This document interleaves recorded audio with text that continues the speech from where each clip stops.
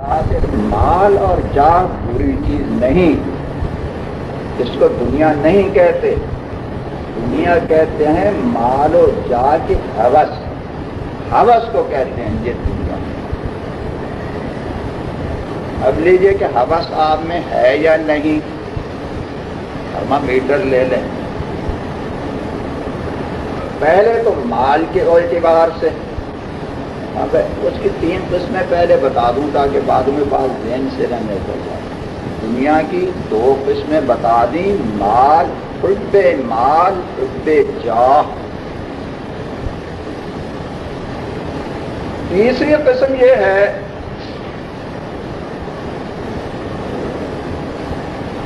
کوئی مجھ سے ناراض نہ ہو، راضی رہیں، سب لوگ راضی رہیں، راضی. یہ بھی دراصل کوئی الگ چیز نہیں ہے، یہ حب مال اور حب جاہ کا شعبہ ہے، دونوں کے تحت داخل ہے. لوگوں کو راضی رکھنے کی کوشش کیوں کرتا ہے، لوگوں کی ناراضی سے کیوں ڈرتا ہے؟ اس لیے کہ تعلقات نہیں رہیں گے تو مالی تعاون کیسے حاصل ہوگا؟ کسی کے ساتھ ملازمت کا تعلق، کسی کے ساتھ مل کر شرکت کے ذریعے سے کمانے کا تعلق، لوگ ہی سارے روٹ جائیں گے کہ قریب ہی نہیں پھٹے گا، اس کو کوئی قریب نہیں آنے دے گا تو دنیا میں زندہ کیسے رہے گا؟ مال کہاں سے ملے گا؟ مال تو لوگوں سے آپس میں تعلقات سے تو مال کما جاتا ہے، کیسے ملے گا؟ ایک تو مال کی محبت اس پر بھاگ دیا کہ لوگوں کو راضی رکھو، راضی، کوئی ناراض نہ ہونے پائے. اسی طریقے سے حب جاہ بھی اس پر پرانگیختہ کرتی رہتی ہے کہ کوئی ناراض نہ ہو، سب راضی رہیں. اس لیے کہ راضی رہیں گے تو سلام کیا کریں گے، دعوتیں کھلایا کریں گے، آئیے صاحب، خوب اعزاز ہوگا، عزت بڑھے گی. اور اگر ہو گئے لوگ ناراض تو پھر وہ سارے سب کے دلوں سے میری عزت نہیں کی. لوگوں کے دلوں میں عزت بٹھانے کے لیے یہ مرا جا رہا ہے کہ کوئی ناراض نہ ہو، سارے راضی رہیں. یہ اسی کے شکر. اسی طریقے سے گناہوں کی خواہشات، وہ بھی حب جاہ کے تحت. حب جاہ اس میں ایسے ہے کہ اپنے نفس کو اللہ سے بھی بڑا سمجھتا ہے. نفس نے جو کہہ دیا گناہ کر لو، اللہ روک رہا ہے، یہ کہتا ہے اللہ ناراض ہو جائے تو کوئی بات نہیں، میرا نفس تو اللہ سے بڑا ہے، کہیں یہ ناراض نہ ہو جائے، اپنے نفس کو خوش کر لو. اللہ تعالیٰ کے مقابلے میں اپنے نفس کو بڑا ثابت کرتا ہے، اس لیے تو گناہ کرتا ہے، نفس کے تقاضوں کو پورا کرتا ہے، اللہ کی نافرمانی سے نہیں بچتا. حاصل یہ کہ یہ ساری چیزیں حب دنیا میں داخل ہیں. حب دنیا. اب لیجیے معیار کہ آپ کے دل میں حب مال اور حب جاہ ہے یا نہیں. ان دونوں کا الگ الگ معیار بتا دیتا ہوں. دوسری چیزیں تو پھر ان دو کی اصلاح ہو گئی تو دوسری تو خود بخود ہی ختم ہو جائے. حب مال کے بارے میں تو یہ سوچا کریں کہاں سے کھائیں گے، کہاں سے کھائیں گے، کہاں سے کھائیں گے، رزق کہاں سے ملے گا. اس میں آپ پریشان رہتے ہیں یا نہیں رہتے؟ قرض لینے کے چکروں میں آگے پھرتے رہتے ہیں یا نہیں؟ مخلوق کے دروازوں پر ہاتھ پھیلاتے رہتے ہیں یا نہیں؟ اگر آپ کو کل کی فکر نہیں ہے، جس نے آج دیا ہے کل بھی دے گا. جس نے ماں کے پیٹ میں دیا تو وہ پیدا کرنے کی بات کیسے نہیں دے گا؟ ماں کے پیٹ میں اس نے کھلانا پڑایا. اگر خود ماں کے پیٹ میں رہنے کا قصہ آپ کو یاد نہیں ہے، وہ تو کسی کو یاد نہیں ہوتا جب ماں کے پیٹ میں سلطنت کر رہے تھے، وہ تو کسی کو یاد ہی نہیں یہ کیسے تھے. تو بات سنی تو ہوگی، والدین سے یہ بات سنی ہوگی اور بغیر سنے بھی ویسی عقل سے سوچے کہ 9 مہینے تو ماں کے پیٹ میں رہے ہیں، چلیے 4 مہینے تک تو زندہ نہیں تھے، اس کے باوجود ترقی ہوتی چلی گئی، وہ بھی تو غذا ہے۔ 4 مہینے تک اگرچہ زندہ نہیں تھے مگر ترقی ہوتی چلی گئی، غذا ملتی رہی ایک لوتھڑے کو تو ہی تو ترقی ہوتی رہی۔ تو ابھی تو جان بھی پیدا نہیں ہوئی تو اس سے پہلے اللہ تعالیٰ نے اسے کہا وہ تو ہو گئی پیٹ کے اندر غذا۔ ماں کی چھاتیوں میں اللہ تعالیٰ نے دودھ پہلے ہی پیدا فرما دیا، بچہ پیدا ہونے سے پہلے ماں کی چھاتیوں میں دودھ اللہ تعالیٰ پیدا فرما دیتے ہیں کہ یہ انسان بڑا بے صبرا ہے، بڑا بے صبرا ہے، اس کو خطرہ ہوگا کہ بچہ پیدا ہوگا تو کہاں کیا ہوگا تو وہ دودھ پہلے سے تیار، کئی مہینے پہلے سے۔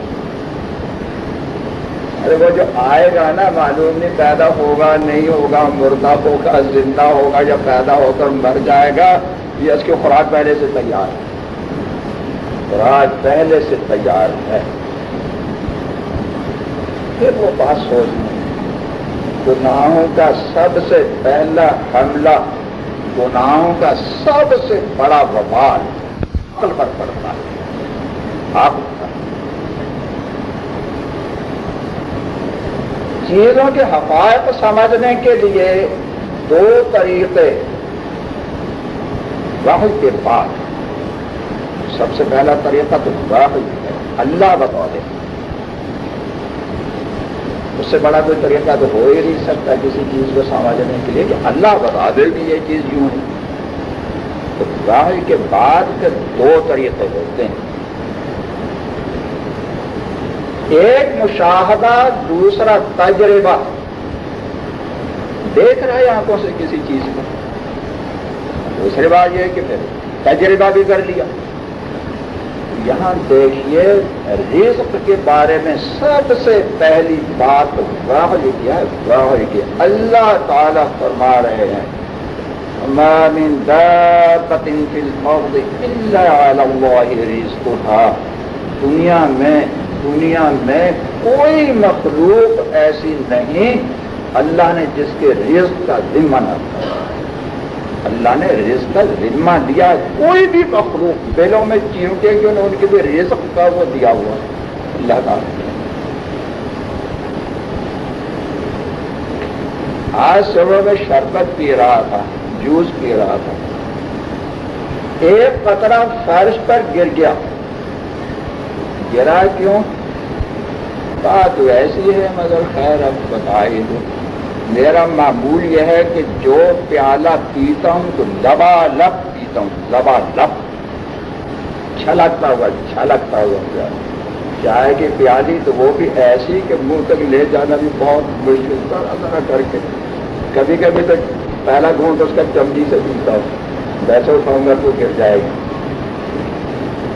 شربت پیتا ہوں تو بھی لبالب بھرا ہوا، ذرا بھی کہیں پار برابر گنجائش گلاس میں نہ ہو۔ کیوں پیتا ہوں؟ تصور کرتا ہوں جنت میں اللہ تعالی جنت میں لے جائیں اپنی رحمت سے، جو جائے گا اللہ کی رحمت سے جائے گا، اپنی رحمت سے لے جائیں تو وہاں پیالہ کیسے ملے گا؟ چھلکتا ہوا، کیسم دہاقا، چھلکتا ہوا پیالہ، چھلکتا ہوا۔ اس لیے چائے کی پیالی، چائے 24 گھنٹے میں صرف ایک بار پیتا ہوں۔ آپ لوگوں کی طرح نہیں کہ پیتے رہو پیشاب کرتے رہو، پیتے رہو پیشاب کرتے رہو، 24 گھنٹے میں صرف ایک پیالی چھلکتی ہوئی۔ جن لوگوں کو علم نہیں ہے وہ کبھی لے آتے ہیں ذرا سی اوپر سے، وہ تھوڑی سی نیچے کر دے، اس کو بھر کر لاؤ، بھر کر لاؤ، بھر کر، ایسے شربت جوس وغیرہ چھلکتا ہوا۔ اسی نیت سے ساتھ ساتھ یہ دعا بھی کہ یا اللہ جنت میں تو دے گا چھلکتا ہوا پیالہ تو ہم دنیا میں اس کی نقل تو اتار لیں، مزہ لے، جنت میں کیسے ملے گا چھلکتا ہوا پیالہ؟ چھلکتے ہوئے پیالے کی تفسیر بھی سن لیں کسی شاعر سے. کیا کہا؟ وَلِلْحَوْضِ مِن كَاسِ الْكِرَامِ وَلِلْحَوْضِ مِن كَاسِ الْكِرَامِ نَصِيبٌ. سخی لوگوں کے پیالے سے زمین کو بھی حصہ ملتا ہے.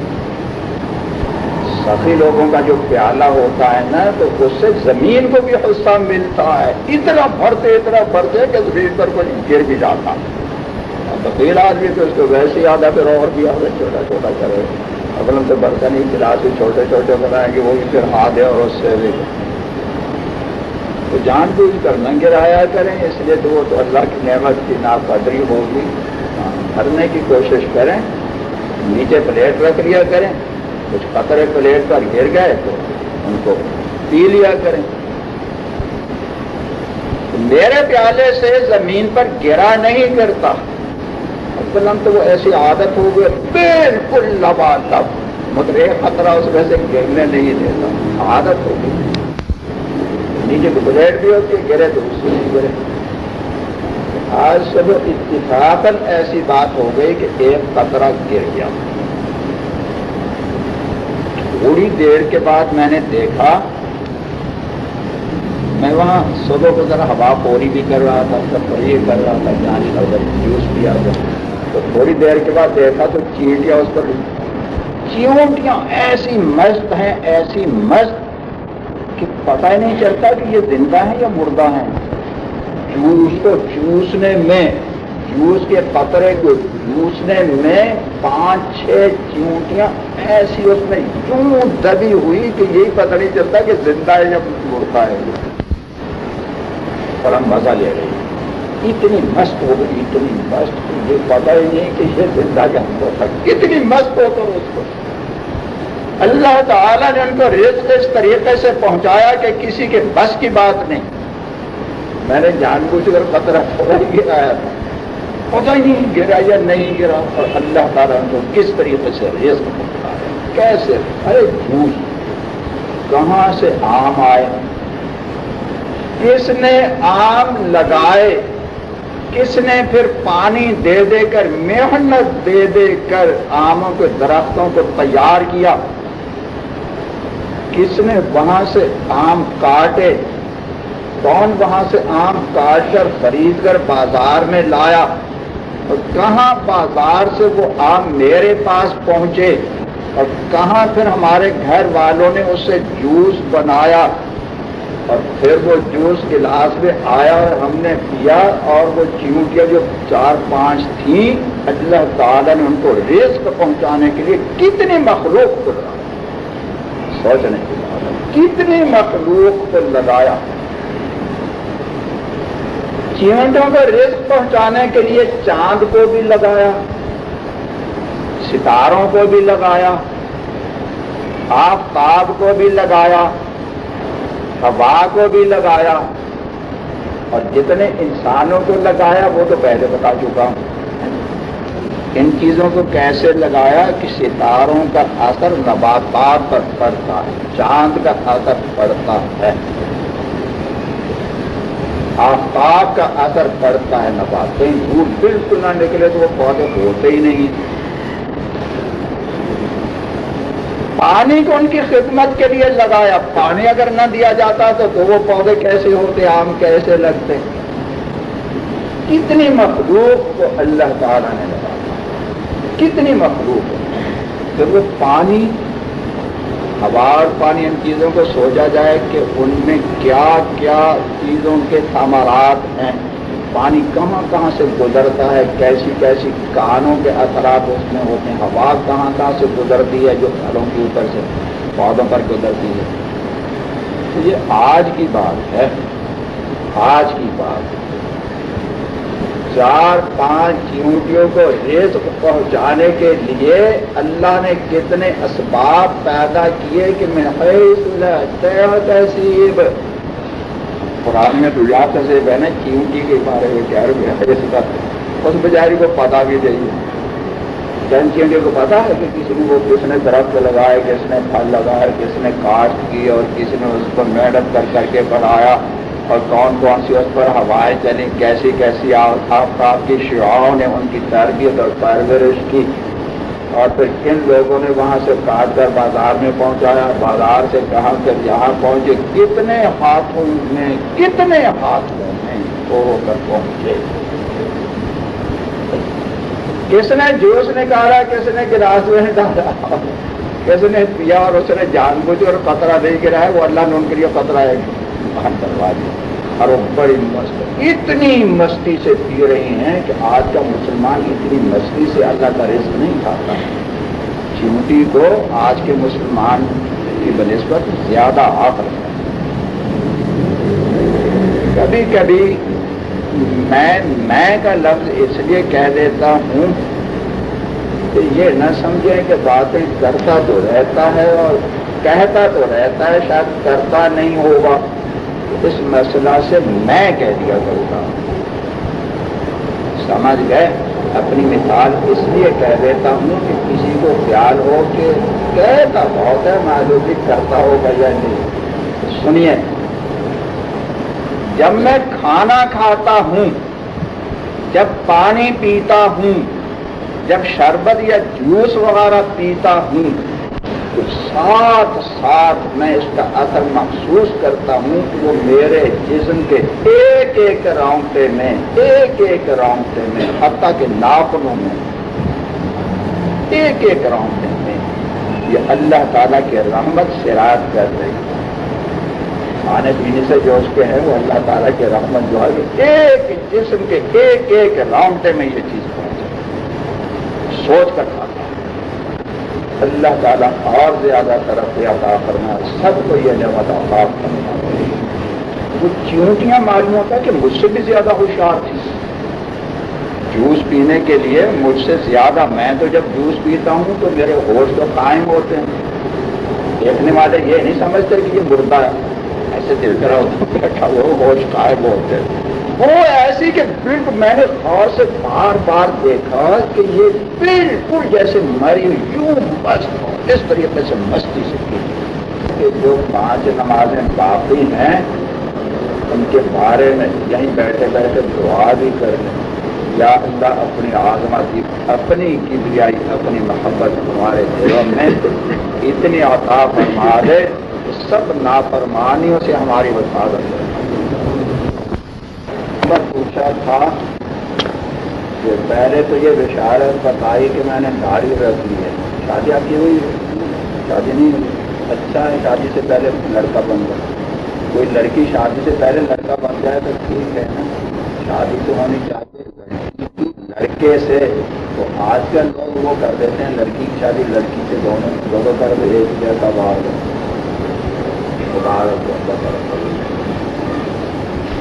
نے بتایا کہ میں نے داڑھی رکھ لی ہے، ساتھ یہ کہ خط بنانے کے لیے، خط جو ہے اس کے حد کیا ہے تو وہ سمجھ لیں۔ 2 جبڑے ہیں نا، 2 جبڑے، اوپر کی ڈاڑیں اوپر کے جبڑے میں لگی ہوئی، نچلی ڈاڑیں نچلے جبڑے کے اوپر لگی ہوئی ہیں، تو دونوں ڈاڑوں کے درمیان جو ہے، یہاں سے درمیان، اوپر والی ڈاڑوں کے نیچے، نچلی ڈاڑوں کے اوپر، تو وہ جو خط آئے گا وہ ہے خط فاسد۔ اس کے اوپر کے بال لے سکتے ہیں، ضروری نہیں ہے، اگر کوئی کاٹنا چاہے یا اکھاڑنا چاہے تو وہ کر سکتے ہیں۔ نچلے جبڑے پر جتنے بال ہیں وہ داڑھی کہلاتی ہے، ان کو نہیں کاٹ سکتے، نہ اکھاڑ سکتے، نہ بھون سکتے، نہ کاٹ سکتے۔ بات سمجھ میں آ گئی؟ اس کے ساتھ ساتھ ایک اور وضاحت کر دوں۔ 1-2 سال پہلے مکہ مکرمہ میں کچھ مجلس میں لوگ بیٹھے ہوئے تھے تو وہ مجھے کہنے لگے کہ آپ خط کہاں سے بنواتے ہیں، کیسے بنواتے ہیں، یا کہیں شاید وہ جو بال اکھاڑنے والے ہوتے ہیں کوئی ماہر، ان سے آپ نے کہیں بات جہاں سے اکھڑوائے ہیں۔ میں نے کہا ابھی کچھ بھی نہیں ہے، یہ اللہ تعالیٰ نے بنا دیا، میں کبھی خط نہ بنایا نہ بنوایا، نہ بال اکھاڑنے والے کے پاس کبھی یہ قدرتی بات ہے، اس لیے بتا دیا کہیں آپ لوگ بھی ممکن ہے کسی کو خیال ہوتا ہو کہ یہ سر بیٹھا ہوا ہے نہ تو اس طرح پھیرتے ہیں، نہ مونچنا، نہ اس طرح کچھ بھی نہیں ہے، چمٹی ومٹی کچھ بھی نہیں، ایسے ہی نیچے گلے کے بانا اس کا بھی یہ ہے، ٹھیک ہے، وہ مسئلہ بھی سمجھ نہیں پاتا. جہاں جا کر اینگل بنا ہوا ہے نا، اینگل زاویہ بن جاتا ہے، نیچے سے تو عمود جا رہا ہے، عمود بالفعل ہے، عمود نیچے سے سیدھا ایسے جا رہا ہے، گردن ایسے سیدھی، جب ادھر کو ایسے بوڑھی تھوڑی ایسے مڑ جاتی ہے، اس درمیان میں جہاں یہ زاویہ بنتا ہے، گردن جہاں تک سیدھی جا رہی ہے تو وہاں گلے کے بال وہ داڑھی میں داخل نہیں ہے، ان کو کاٹنا مونڈنا جائز ہے، ضروری نہیں، سنت بھی نہیں، مستحب بھی نہیں، صرف جائز کی بات ہے، کاٹیں یا نہ کاٹیں جائز. اور جب ایسے ادھر کو مڑ گئے وہ جبڑا ہو گیا، بات وہی جبڑے کی ہے، داڑھی کے کا مطلب ہے نچلا جبڑا، نچلا جبڑا گردن سے آگے شروع ہو جاتا ہے، وہ ختم کہاں ہوتا ہے؟ اوپر ڈاڑوں پر، نچلے جبڑے کی ڈاڑوں پر وہ ختم ہوتا ہے، اس لیے اس کے نیچے ہے. گلے کے بال کاٹنا جائز ہے، اس کے اوپر جہاں موڑ پیدا ہوا وہ داڑھی ہے، اس کا کاٹنا جائز نہیں ہے. اس بارے میں کیا کرتا ہوں، میں نے تو کبھی کاٹے واٹے نہیں کرے تو بابو جی سے بات شاید ہوتے نہیں جاتا، ادھر کبھی توجہ نہیں ہے، زیادہ نہیں ہے. ساتھ ساتھ داڑھی کو دیکھ کر آئینے میں خوش ہوا کرو، یہ نسخہ بھی استعمال کریں، آئینے میں دیکھ دے کر خوب خوش ہوا کرو، یا اللہ تو نے کیسی اچھی صورت عطا فرما دی، ایسی اچھی صورت عطا فرما دی کہ تیرے فرشتے دیکھ دے کر خوش ہو رہے ہیں اور تسبیح پڑھ رہے ہیں. فرشتے تسبیح پڑھتے ہیں نا، فرشتے دعا کرتے ہیں، تسبیح کرتے ہیں، یا اللہ تو ایسا پاک ہے کہ تو نے مردوں کو داڑھی سے زینت دی، عورتوں کو سر کے بالوں سے زینت دی. وہ فرشتے میرے لیے ایسی ایسی تسبیحات کر رہے ہیں. اس کے بعد یا اللہ تیرا شکر ہے کہ تیرے حبیب صلی اللہ علیہ وسلم کی صورت جیسی تو نے صورت عطا فرمائی. یا اللہ تیرا کتنا بڑا کرم ہے کہ مجھے مرد بننے کا خیال میرے دل میں ڈال دیا. کہ چونٹی کے قصے سے عبرت حاصل کریں. اللہ تعالیٰ نے 2-3 چونٹیوں کو رزق پہنچانے کے لیے کہاں کہاں سے اللہ تعالیٰ نے اسباب پیدا فرمائے، بے شمار، بے حد و حساب. یہاں سے اٹھنے کے بعد خیال آیا کہ وہ جن جن چیزوں کی طرف میں نے متوجہ کیا وہ بھی کلیات ہیں. مثال کے طور پر وہ آم کہاں سے آئے، اس نے بوئے، ان کلیات کے جزئیات کو سوچا جائے تو انسان کے عقل سے باہر ہے ان کو گننا. کیسے کیسے اسباب اللہ تعالیٰ نے عطا فرمائے.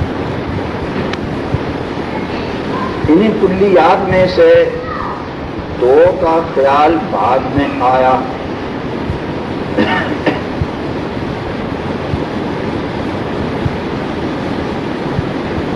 ایک تو یہ کہ جوس بنانے کی مشین، چینٹی کو رزق پہنچانے کے لیے جوس بنانے کی مشین بھی تو استعمال ہوئی. اس مشین کے پرزے، اس کی دھاتیں،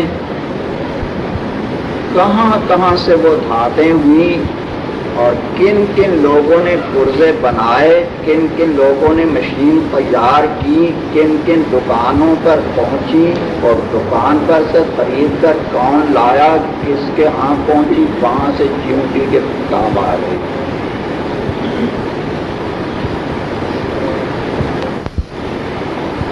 اس مشین کے استعمال کرنے میں بجلی استعمال ہوئی.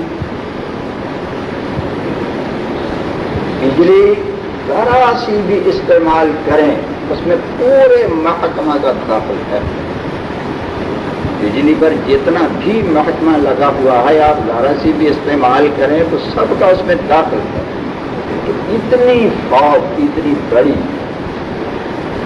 ان کے کام کو چیونٹی کے رزق پہنچانے میں اللہ تعالیٰ نے ان کو دخیل بنایا.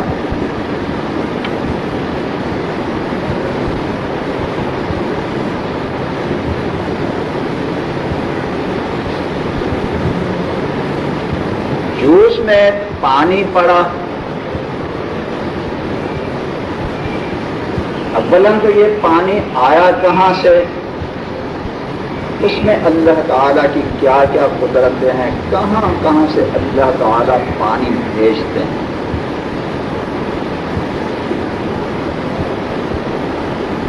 أَفَرَأَيْتُمُ الْمَاءَ الَّذِي تَشْرَبُونَ أَأَنْتُمْ أَنزَلْتُمُوهُ مِنَ الْمُزْنِ أَمْ نَحْنُ الْمُنزِلُونَ لَوْ نَشَاءُ جَعَلْنَاهُ أُجَاجًا لَوْلَا تَشْكُرُونَ. کیا تم پانی نہیں دیکھ رہے ہو؟ مشاہدہ کی بات فرما رہے ہیں، مشاہدہ کی. پانی تمہیں نظر نہیں آتا، اندھے تو نہیں ہو گئے، پانی پیتے تو ہو، پینے سے بھی پہلے کو تو نظر آ رہا ہے یہاں. کتنی بڑی نعمت ہے. یہ پانی بادلوں سے تم نے برسایا یا ہم نے برسایا؟ کبھی خیال بھی جاتا ہے کہ اللہ تعالیٰ کی کتنی بڑی نعمت.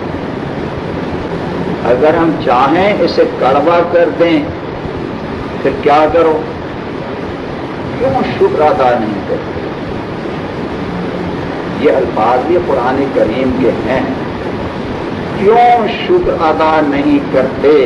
ہماری اس نعمت پر کیوں شکر ادا نہیں کرتے؟ یا اللہ تو اپنے رحمت سے ہمارے دلوں کو شاکر بنا لے. دلوں کا شکر یہ ہے کہ زبان بھی الحمدللہ کہنے میں مشغول رہے اور ہاتھ پاؤں وغیرہ جتنے اعضاء ہیں سارے کے سارے اللہ کی نافرمانی چھوڑ کر فرما بردار بن جائیں. یہ ہوتا ہے قلب شاکر. دل شاکر بن، دل شکر گزار بن گیا، یہ اس کی علامت ہے. بہت بڑی نعمت تو یہی کہ اللہ تعالیٰ نے پانی عطا فرمایا. پھر اس پانی کو پہنچانے کے ذرائع کہاں کہاں سے پانی لایا جاتا ہے، کتنا بڑا عملہ اس میں لگا ہوا ہے. اس میں جو مشینیں ہیں وہ کہاں کہاں بنی، کہاں کہاں سے تیار ہو کر آئیں. پانی کو آگے بھیجنے کی اور پانی کو صاف کرنے کی. پائپ لائنیں کہاں کہاں کن کن لوگوں نے بچھائیں، کیسے کیسے مزدور لگے. پائپ بنانے میں کن کن فیکٹریوں کا اور کتنے کتنے مزدوروں کا اس میں دخل ہے وہ پائپ بنانے میں. پھر موٹریں بجلی پر چلتی ہیں جو پانی آگے بھیجتی ہیں، وہاں پھر وہی بجلی کی بات اور وہ موٹریں کن کن لوگوں نے بنائی. یوں معلوم ہوتا ہے کہ چھوٹی سی چیونٹی اور اس کا رزق پہنچانے کے لیے اللہ تعالیٰ نے پوری دنیا کو لگا دیا. پوری دنیا لگا دی اس کا رزق پہنچانے. ذرا سوچئے غور کیجیے، کہاں کوئی چیز بچی ہی نہیں. جوس میں پانی ڈالا ٹھنڈا، واٹر کولر پانی ٹھنڈا کرنے والا. یہ مشین کہاں بنی، اس کے پرزے کہاں کہاں بنے، کتنے لوگوں کی محنت اس میں شامل ہوئی. پھر اس پر جب بجلی ہوئی تو پھر بجلی کا کام آ گیا کہ بجلی کا پورا عمل وہ اس میں اس کی طاقتیں لگی ہوئی ہیں. گلاس کا بتایا یا نہیں؟ گلاس کا بھی نہیں بتایا. جس گلاس میں جوس آیا تو وہ گلاس کہاں بنا؟ گلاس بنانے کی فیکٹری پورے کا پورا عاملہ سب کی قوت اس میں. جن جن مشینوں سے گلاس بنایا جاتا ہے، جو جو قوتیں اس میں صرف ہوتی ہیں، اگر بجلی وغیرہ چلتی ہے تو کوئی بجلی کا محکمہ، کیسی کیسی چیزیں اللہ تعالیٰ نے جمع کر دی اور چیونٹی پی رہی ہے جیسے کوئی عاشق پی رہا ہو. چیونٹی کو بتاتا ہے کتنی مدن ہو کر پی رہی تھی، مست ہو کر، ایسی مست کہ اگر اس کے پاس کوئی بم کا دھماکہ ہو تو اس کو بھی پتہ نہیں چلے. ایسی مست نہیں چل رہا تھا کہ یہ زندہ ہے یا مردہ ہے. چوسنے کی لذت میں ایسے سمٹ رہی تھی، تھوڑی ہو رہی تھی، جوش ہی نہیں اس کو. تو سوچیں کہ آپ جب اللہ تعالیٰ کی نعمتیں استعمال کرتے ہیں تو آپ کو کبھی کچھ شعور ہوتا کہ یہ نعمتیں کیسے کیسے اللہ تعالیٰ نے بھیجی، کہاں کہاں سے بھیجی. پوری دنیا سمیٹ کر اللہ تعالیٰ نے بظاہر جو چھوٹی سی نعمت نظر آتی ہے اس میں پوری دنیا سمیٹ کر اللہ نے رکھی. اللہ کے بندے اللہ کا شکر ادا کریں. یہ تو چیونٹی کو ذرا سا جوس دینے میں ایک قطرہ فرش پر گرا اور وہ فرش میں ذرا جذب بھی ہو گیا، پھر اس پر 3-4 چیونٹی. تو انسان کے لیے تو اللہ تعالیٰ نے اور بھی زیادہ نعمت ہے. جو حاجات، جو ضرورات حیوانات کے لیے نہیں، انسان کے لیے وہ بھی ہیں اور وہ ان کو استعمال کرتا ہے. لباس ہے،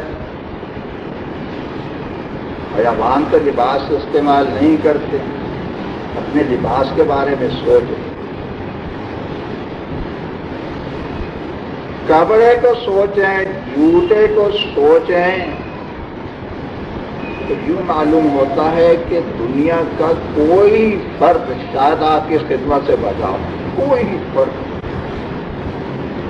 کتنے بڑے بڑے کارخانوں میں شروع سے لے لیں تو انسان کے پاس نہ تو اتنا وقت ہے، نہ ہی اتنی ہمت ہے اس کے دماغ کی، نہ اتنی قوت کے شروع سے ساری باتیں سوچ لیں.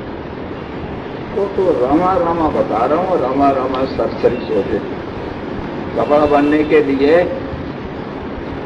اگر وہ روئی کا کپڑا ہے تو اس کا دانا جو ہے پنبا تو کہاں سے نکلا؟ کن کن لوگوں نے روئی کا دانا جو بویا جاتا ہے، روئی کا بنولا، وہ کن کن لوگوں نے روئی سے الگ کیا؟ اور بھی اوپر سے چلے تو وہ جو روئی تھی جس سے بنولا نکلا وہ کس نے، کن کے لوگ اس میں داخل، کس نے زمین میں بویا؟ وہی تفصیل جو کل بتائی آم کے بارے میں کہ زمین میں کس نے ہل چلایا، کس نے پانی دیے، کس نے نشو و نما میں محنت کی. آفتاب کی روشنی، ستاروں کی روشنی، چاند کی روشنی، ہوا کا اثر، دھوپ کا اثر، پانی کا اثر، زمین کا اثر، کوئی چیز بھی تو اللہ تعالیٰ نے نہیں چھوڑی جس کو انسان کا خادم نہ بنایا. ایک ایک چیز ہے، ایک ایک چیز.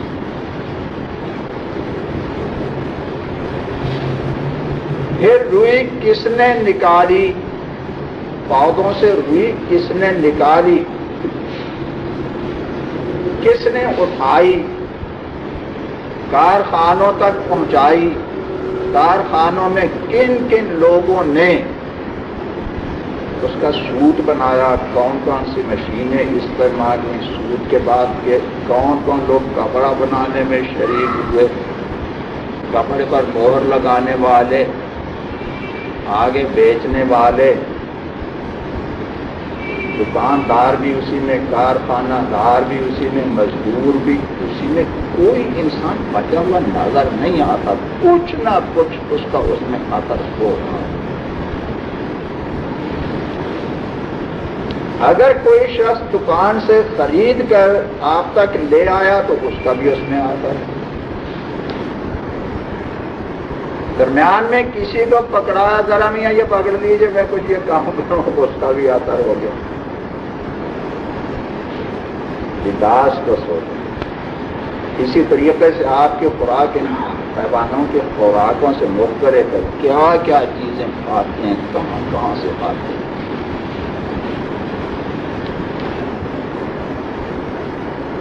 یہ بات اس پر شروع ہو گئی تھی کہ اللہ تعالی رزق پہنچا رہے ہیں، رزق پہنچا رہے ہیں.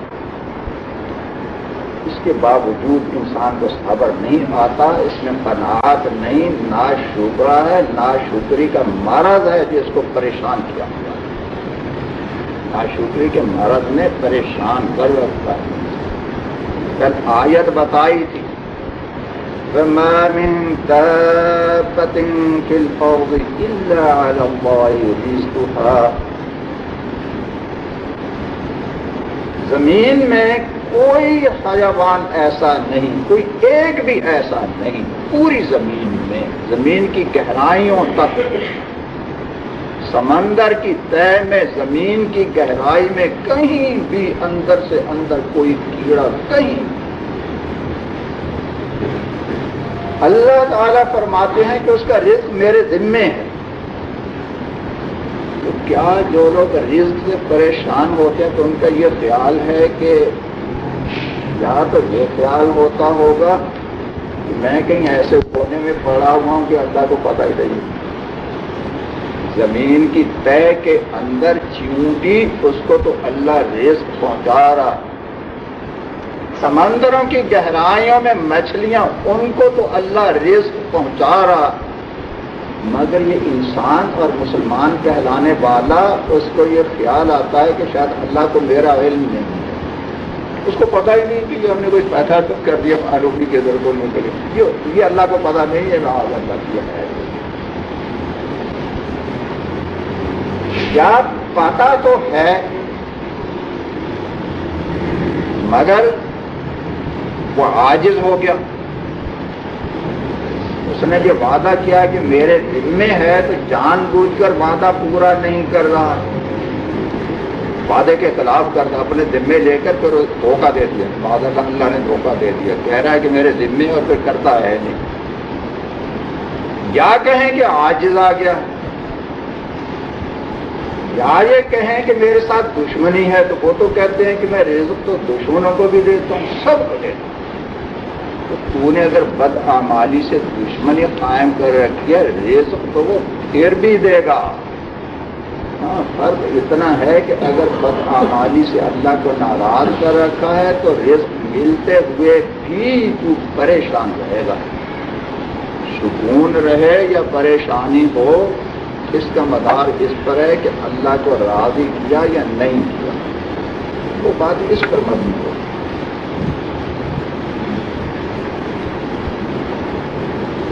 یہ قصہ ذرا لمبا ہے، انشاءاللہ تعالی چلتا رہے گا. کہاں سے بات شروع ہوئی تھی؟ حب مال اور حب جاہ. اس کے اسباب کیا ہیں، علامات کیا ہیں، علاج کیا ہے. یہ بات ذرا لمبی ہے. تو آج میں ایک بات اور بتانا چاہتا ہوں. اللہ کرے کہ اس پر عمل کی توفیق ہو جائے. وہ یہ کہ اصلاح باطن کے لیے جو تعلق رکھا جاتا ہے اس سے مقصد کیا ہے. اعمال ظاہرہ تو پہلے زمانے میں ویسے ہی درست ہوتے تھے. کوئی مسلمان ہو نماز میں غفلت کرے، جماعت میں شریک ہونے میں غفلت کرے، بد نظری کرے، سودی لین دین کرے، تصویر کی لعنت رکھے، ٹی وی کی لعنت، گانے بجانے کی لعنت، غیبت کرنا سننا، یہ باتیں تو مسلمانوں میں ہوتی ہی نہیں تھیں. شکل و صورت اسلام کے خلاف بنائے، عورتیں زادوں بادوں قریبی رشتہ داروں سے پردہ نہ کریں، تو ایسا آدمی تو مسلمانوں کے معاشرہ میں رہ ہی نہیں سکتا تھا، وہ تو رہ ہی نہیں سکتا تھا، اگر اللہ کے لیے نہیں کرتا تو اس معاشرے میں رہ ہی نہیں سکتا، لوگوں کی شرم کی وجہ سے گناہ نہیں کرتا تھا۔ بیعت ہونے سے مقصد ہوتا تھا کہ دل کی اصلاح، دل کی اصلاح، تو دل میں دو مرض ہیں جو میں نے بتایا، حب مال، حب جاہ، اس کے لیے بیعت ہوتے تھے لوگ۔ سلسلہ بیعت کا اس لیے شروع ہوا تھا۔ انہوں نے اس کا علاج کیسے شروع کیا؟ محاسبہ، مراقبہ اور ذکر، تین چیزیں ہیں اس کا حاصل۔ ذکر کثرت سے کریں، سوتے وقت اپنے اعمال کا، حالات کا محاسبہ کیا کریں، سوتے وقت موت کو اور موت کے بعد کے حالات کو یاد کیا کریں کہ دنیا میں جو کچھ ہے سب یہیں رہ جائے گا، ایک دن اللہ کے ہاں پیش ہوگا۔ یہ تین اصول ہیں اصلاح قلب کے۔ ذکر میں خاص طور پر لا الہ الا اللہ کا ذکر خاص نوعیت کے ساتھ، اس سے قلب کی اصلاح ہو، یہ چیزیں معین ہو۔ ساتھ ساتھ اگر دیکھا کہ اگر کسی میں مزمن مرض ہے، مزمن بہت گہرا پرانا مرض ہے، حب مال یا حب جاہ کا، تو پھر ساتھ ساتھ وہ اس کے طور پر معین کے طور پر خاص خاص نسخے بھی بتاتے جس سے مال کی محبت نکل جائے اور جاہ کی محبت نکل جائے۔ زمانے کے تغیرات نے جیسے ہر چیز کو بدلا، اسی طریقے سے بیعت کے سلسلے کو بھی بدعت بنا ڈالا۔ جو اصل مقصد تھا اس سے ہٹ گئے، اور جو مقصد نہیں ہے، ذرائع ہے، ان کو مقصود بنا دیا۔ اب میں دیکھتا ہوں، پہلے بھی میں نے شاید بتایا تھا کہ جو لوگ پرانے پرانے پرانے پرانے حتیٰ کہ بہت سے اپنے حالات جو لکھ کر دیتے ہیں اس کی پابندی کرتے ہیں، وہ بھی میں دیکھ رہا ہوں ان سے نہ تو حب مال نکل رہی ہے نہ ہی حب جاہ نکل، وہ دستور قائم، نسخے تینوں بتاتے بھی رہتے ہیں، وہ لوگ استعمال بھی کرتے ہیں، مگر حب مال اور حب جاہ دلوں کی گہرائیوں میں ایسی خوشی ہے جو نہیں نکل رہی ہے، مجھے مشاہدہ ہو رہا ہے، دیکھ رہا ہوں، وہ نہیں ہے۔ اس کی وجہ کیا ہے؟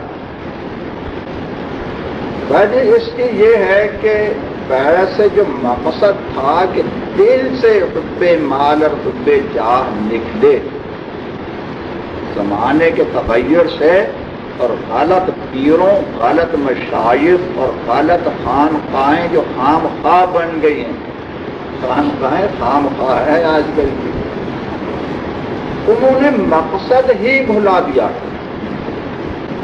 اوراد و وظائف کو مقصد بنا لیا، محاسبہ، مراقبہ، اوراد و وظائف ان کو مقصد بنا لیا، بس یہ کرتے رہو ٹھیک ہے۔ ارے مقصد تو کچھ اور تھا، یہ محاسبہ، مراقبہ، اوراد و وظائف اس مقصد کو حاصل کرنے کے ذرائع ہیں، دل پر اثر ہو، مقاصد حاصل ہوں، حب مال اور حب جاہ دل سے نکل جائے، ایسا نہیں ہوگا۔ اس لیے میں اب بتاتا ہوں، آئندہ کے لیے میرا خیال ہے، ابھی خیال بتا رہا ہوں، اگر خیال پر عمل ہو گیا تو پھر ہو سکتا ہے کہ ابھی فیصلہ بھی بتا دوں، ابھی خیال کے طرح ہے۔ جو بھی مرید ہوتا ہے اسے یہ تو بتا دیتے ہیں کہ آپ یہ ورد بھی کیا کریں، محاسبہ بھی کیا کریں، مراقبہ بھی کیا کریں، اطلاع بھی دیا کریں، مگر وہ اس کا چونکہ مقصد ہی نہیں سمجھتے اس لیے ان چیزوں کا اثر نہیں ہوگا.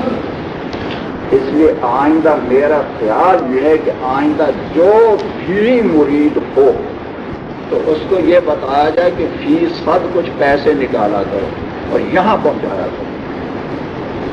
وہ کچھ پتا بھی چلے مریدوں نے کب پہنچا دیا. ایک مثال سمجھ لیں, تازہ ہی مثال ہے, سمجھنے کے لیے زیادہ زمانہ نہیں گزرا. ایک قاری جی صاحب کو بد نظری کا مرض ہے. بد نظری بتاتے رہے بد نظری ہو جاتی ہے تو ان کو روزے بتاتے رہے, ایک بد نظری پر 3 روزے رکھو. روزے بھی رکھتے چلے گئے, پھر لکھتے ہیں کہ فائدہ نہیں ہوا. ان کو بتایا ایک بد نظری پر 3 روپے نکالو اور یہاں پہنچاؤ. صرف کیا معلوم آپ نے نکالے بھی نہیں نکالے, ایسے لکھ دے کہ ہم نے نکال دیے. 3 روپے. وہ 3 بد نظری پر جب انہوں نے 9 روپے نکالے تو چیخ نکل گئی. تو پرچے میں چیخ نکل گئی. پرچے میں لکھا کہ یہ نسخہ بہت کڑوا ہے, روپے نکالنے کا نسخہ بہت کڑوا. چیخیں نکل گئی. اس کو ذرا اس پر کچھ پڑے بھی 9 روپے نکالنے سے چیخیں نکل گئی.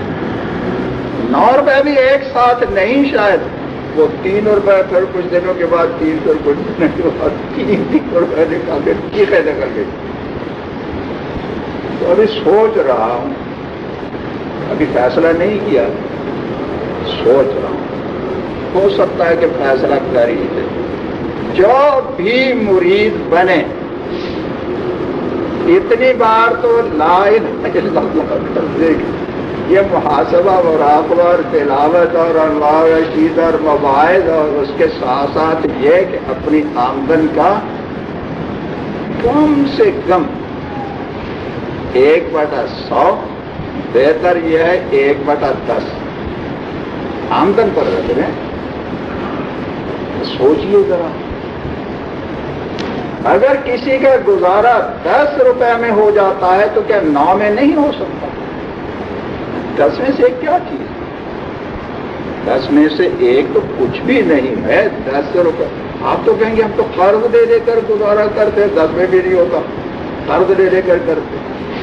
وہ بات درمیان میں رہ گئی کہ اللہ نے جو فرمایا ہے کہ ہر کیڑے تک کا بھی, ہر چیونٹی تک کا بھی رزق میرے ذمے.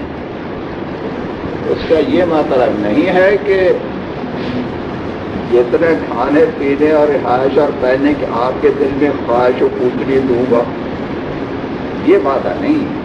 وعدہ یہ ہے کہ جتنی تیری مسئلات, جتنی تیری ضرورت ہوگی اتنا دوں گا. میری نظر میں جتنی تیری ضرورت ہے وہ فیصلہ میں کروں گا. تیری ضرورت میری نظر میں, تیری مسئلہ خدمت میری نظر میں جتنی ہے تو وہ دوں گا. یہ تھوڑا ہی ہے کہ جو فیصلہ تو کرے, تو فیصلہ کرتا چلا جائے گا, قانون بن جائے تو بھی کہے گا اور بھی چاہیے. اس میں تیرا فیصلہ میرا ہوگا, دوں گا ضرور, مرے گا نہیں.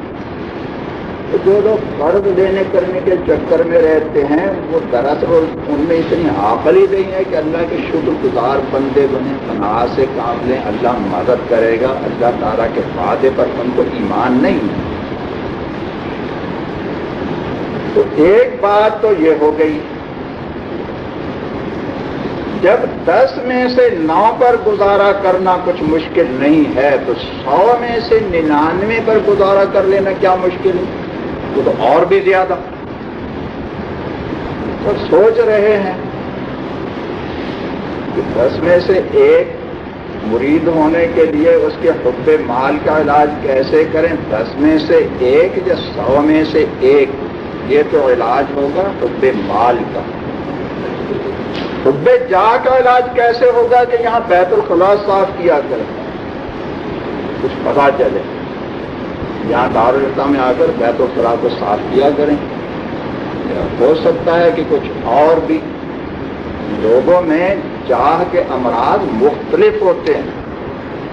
بہت سے لوگ بیت الخلا تو صاف کر دیں گے، مگر یہ کہ ان کی رائے کے خلاف اگر کوئی بات ہو تو اپنی رائے کو، اپنے عقل کو اتنی بڑی عقل سمجھتے ہیں کہ اپنی رائے کے خلاف کچھ برداشت نہیں کرے، وہ بھی دعا کرے گا. وظائف کے ساتھ آئندہ یہ دو باتیں بتائی جائیں گی کہ آپ کے لیے حب مال اور حب جاہ کے علاج کے لیے جو وظائف آج کل بتائے جاتے ہیں ان کا اثر نہیں ہو رہا، اس لیے کہ اثر لینے کی نیت ہی نہیں ہے، اثر نہیں ہو رہا. اس لیے کہ دو نسخے آئندہ استعمال کروائے گا. کبھی تو یہ کہ کوڑا لگواؤ، کوڑے تو 3 رکھے ہوئے ہیں، یک وقت 3 کا علاج تو ایک لمحے میں ہو جائے گا. 3 ہیں کوڑے لگواؤ یا الٹے ہو جاؤ، مرغا بنو، بیت الخلا صاف کرو. جوتا اگر کسی کو کچھ سخت لفظ کہہ دیا تو اس کا جوتا اٹھا کر سر پر رکھو، اس کا جوتا اٹھا کر اپنے سر پر رکھو 1 منٹ کے لیے تو دماغ درست ہو جائے. ایک مولوی صاحب کو غصہ بہت آتا تھا، بہت غصہ آتا، بتاتے رہے غصہ آتا ہے، دوسرے بھی کہتے رہے ان کو غصہ بہت آتا، غصہ ہوا. تو بتایا کہ اب جس کے سامنے ذرا سا تیز بولے وہ اس کا کان کھینچا تھا. تو روزانہ مجھے بتایا بھی وہ ایک ہی مرتبہ میں صحیح ہو گیا، دوبارہ غصہ نہیں آیا اس کو. ایسے ہوتے ہیں حب جاہ کے علاج. اور اگر کہ پہلے زمانے میں ذکر ہی کی بارکہ سے ذکر، محاسبہ، مراقبہ، یہ طفلہ استعمال کرنے سے علاج ہو جاتا تھا، مگر پھر بھی کبھی کبھی جن میں یہ امراض بہت گہرے ہوتے تھے تو ان کے علاج کی مثالیں اکابر سے، پہلے زمانے کے بزرگوں سے موجود ہیں. کسی میں اگر بہت گہرا مرض ہے حب مال کا، بہت گہرا، اس کا علاج کیا فرماتے تھے؟ وہ روپیہ یا مال گھر سے نکال کر جلاؤ، جلاؤ، کسی کو دینے کے بجائے جلا ڈالو. بظاہر یہ اشکال ہوتا ہے کہ یہ جلا کر کے تو ضائع کرنا ہے، کسی مسکین کو جلا دیتے. اگر یہ لوگ بڑے نفاذ ہوتے ہیں، حاذق طبیب ہوتے ہیں، دل کے طبیب بڑے ماہر ہوتے ہیں، اگر کسی مسکین کو دلاتے تو کم سے کم آپ یہ سوچ کر خوش ہوتے، 2 باتیں سوچ سوچ کر خوش ہوتے. ایک تو یہ کہ مسکین خوش ہوا، میری تعریف کرے گا، دل میں میری عزت اس کی بڑھے گی، سبحان اللہ یہ کیسا ہے. وہ پھر وہی حب جاہ والی، حب مال نکالتے نکالتے حب جاہ گزر رہی ہے وہ مسکین. اور اگر دوسروں کو بھی پتا چلے گا، بتاتا بھی پھرے گا میرے ادھر ایسے مسکین. کسی مسجد میں لگا دیں، کسی اور کار خیر میں لگا دیں تو پھر بھی لوگوں کو بتانا پھرے گا. نہیں بھی بتایا تو جس کے ہاتھ میں پکڑائے تو وہ بڑا یہ خوش ہوگا، یہ کہتا ہوگا کہ بڑا سب ماریا، جزاک اللہ جزاک اللہ جزاک اللہ. وہ 1000 بار تو جزاک اللہ کہے گا، جیسے بچوں لاڈو فریزر لگے کو 1 روپیہ بھی پکڑا دے تو جزاک اللہ جزاک اللہ. ایک تو یہ کہ حب جاہ بڑھتی ہے، دوسری یہ کہ یہ سوچے گا کہ مجھے ثواب ملا، ثواب ملا. تو دل کے سکون کی ایک چیز موجود ہے، چلیے روپیہ نکل گیا، ثواب تو ملا، سکون ملا نا کوئی چیز کو. اور اگر جلا دیا تو دل بھی ساتھ ہی جلے گا. نئے نئے نوٹ، نئے کڑک کڑک، جس کی آواز اور جس کو دیکھ کر آپ ایسے مست ہو جاتے ہیں جیسے وہ چیونٹی پتھرے پر مست تھی. نیا نوٹ، نئے پرانے 2 قسم کی نوٹ ہونا تو آپ کہتے ہیں یہی کہ یہ نیا نکالنا، اس میں سے کوئی آپ کو نوٹ دے رہا ہو تو اس کی نظر یہ ہوگی کہ پرانا پرانا دے کر آپ کی نظر یہ کہ یہ نیا جو بھڑکیلا چمکیلا نوکیلا یہ جو ہے نا، یہ اگر ہو جائے حالانکہ برابر ہے دونوں، خرچ تو وہ بھی ہو جائے گا، خرچ تو وہ بھی ہو جائے گا، رکھنا تو آپ کو ہے نہیں، یا تو فریم کر کے کہیں لٹکا دو. بس وہی دنیا کی محبت، مال کی محبت، مرا جا رہا۔ تو ایسے ایسے واقع موجود ہیں، اگر ان پر آج عمل کیا جائے تو پھر کیسے کرواؤں؟ اس سے کہیں 1000 کے نوٹ لاؤ، نئے بہت نئے، ہاتھ لگائے تو کڑک کڑک اس کی آواز آئے، دیکھنے میں بھی ایسا۔ ایک نکالو ہمارے سامنے جلاؤ، ماچس ہم دے دیں گے تمہاری اصلاح کے لیے۔ ہماری ماچس کی اگر ایک تیلی خرچ ہو گئی تو کوئی بات نہیں، اللہ ثواب دے گا، وہ تمہیں گھر سے لانے کی وہ پابندی نہیں۔ یہیں 1000 کے نوٹ کو یہیں مجلس میں بیٹھ کر لگا ہوا، دیکھیے تمہارے دل میں بھی آگ لگتی ہے نہیں لگتی ہے؟ تو امید تو یہ ہے کہ ایک ہی نوٹ جلانے سے ٹھیک ہو جائے گا، ورنہ پھر دوسرا نوٹ دوسرے دن، تیسرا تیسرے دن۔ 1,00,000 کے نوٹ ایک مجلس میں نہیں جلواؤں گا، ایک میں ہوگا تو وہ تو ایک بار پڑی، ہو سکتا ہے کہ اس میں یہ ماری جائے، ہارٹ فیل ہو جائے، اور زندہ رہ گیا تو چلیے تحمل ہو گیا، ایک بار ہو گیا، بھی ایک بار کسی نے لگا دی تلوار، سہ گیا اس کو۔ روزانہ لگے گی، روزانہ 1000 ایک دن میں، دوسرا دوسرے دن، تیسرا تیسرے دن، چوتھا چوتھے دن، روزانہ لگتی چلی جائے، لگتی چلی جائے، لگتی چلی جائے۔ دیکھیے اگر حب مال کیسے نکل گیا، سمجھ گیا قصہ؟ وقت ہو گیا زیادہ۔ چلیے آج آ کر میں یہ بتانا تھا کہ جو لوگ پہلے سے مرید ہیں درست ہو جائے، ورنہ پھر جلوانے کا قصہ شروع کریں گے۔ تو آئندہ جتنے مرید ہیں ان کے لیے یہ دو وظیفے اور بڑھا دیے ہیں۔